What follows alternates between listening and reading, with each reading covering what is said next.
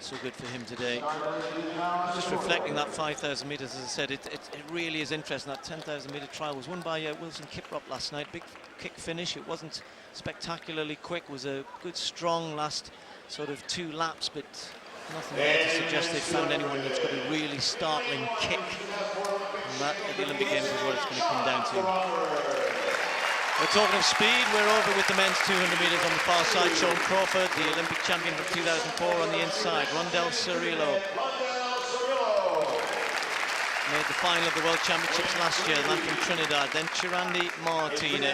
Well, he's had his Olympic, would have been his Olympic medal taken away from him after lane infringement, of course, in Beijing. Won a pretty solid 100 metres in Hengelo last week. Jaisuma Saidindure from Norway, he's in lane 4. Silver medalist from the World Championships. Actually, sorry, Martina is catching by surprise the guys here. As you can see, Callender has replaced Dix, as man of going to talk about. So Martina's moved into 5. With us earlier on, as we see Wallace Spearmon in 6. Walter Dix pulled up and certainly seemed to have a problem in the 100 metres. Obviously decided not to run the 200 then. Richard Thompson, 100, 200 metre silver medalist in Beijing. Stays in lane 7, and then on the outside will be Marvin Anderson. So just in case I misled you there, Sean Crawford on the inside, Serena will be in 2. Chirandi Martina has now moved out into lane 5, so it's going to be Emmanuel Callender in 3, Saidi Ndure in 4.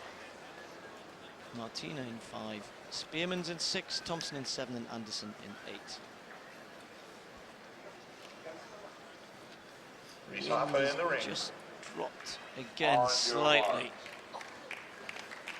And after a couple of course, the men's 110 hurdles at 12:87 clock and a very fast 400 metres. Some really big races already. And looking for the men's 200 to try and produce something special. But without Dix, that may well not be possible. He would have been the star man here. And that concludes the men's shot. Not really fair on the sprinters. The announcer should have known better. He's down here.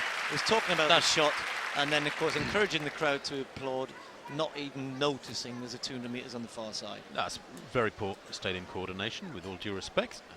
Normally this meeting is presented absolutely supremely. A little blip there, I think we should call it, because it has been a great afternoon's athletics with this 200 metres and then the Bowerman Mile yet to come. I think it was a big blip. It was Reese Hoffer that we were talking about. And back in the blocks for the Nike men's 200. So Crawford right on the inside in lane 1, Cirillo of Trinidad, his teammate Emmanuel Callender outside him in 3, Saidi Ndure in Norway in 4, Martina in 5, Spearman in 6, Richard Thompson from Trinidad as well in 7, and Marvin Anderson closest to the camera in 8. We get away safely this time, and starting well, Saidi Ndure and Martina right in the middle. Saidi Ndure running the best bend so far, but also going well in 7 is Richard Thompson, and then inside them a great run from Callender and Cirillo. Cirillo perhaps with just the lead here. Look at Wallace Spearmon storming away though. Spearmon now pulling away very clearly from Martina, and he looks across for a 20:27 clocking. Not that quick. Hadn't run the best of bends, Spearmon, but in the home straight found an extra gear as others faded. And given the high quality of many of the races we've had so far, that might not be, if you had to pick a highlights package, that might not make it, I have to say. But Spearmon will be happy enough with the win, and his season is running up quite nicely at the moment. Well, Steve, they were unlucky. Minus 2.1 wind there in the faces of the sprinters. Spearmon, who is one of the underestimated athletes of this event, frankly. He's the 7th fastest man in history, is Wallace Spearmon. On his day, he's very special. He's a 1965 athlete. He's run about 7 or 8 metres quicker than that. But he does run a conservative bend. You can see that there, third from left, as he begins to make up ground on Richard Thompson outside him in those dark glasses. Now he begins to work, and this is frankly the best part of his race, the second half. I'd love to see him run a 400, a bit like old Frankie Fredericks should have done, in my opinion. But that's a comfortable win, as you say. The time does seem modest, 20:27, into a -2 wind, and with a bend that was perhaps a little bit too conservative. maybe it's not so bad after all. He'd have been around 20, I suspect, in still air. But you're right, Dick's very much missed. Something must happen when these races are on, because I looked at the flag before and I'm looking at it now, it's not even moving. And even the wind gauge little flag that's down in the arena is hardly fluttering around, and they get a -2 clocking.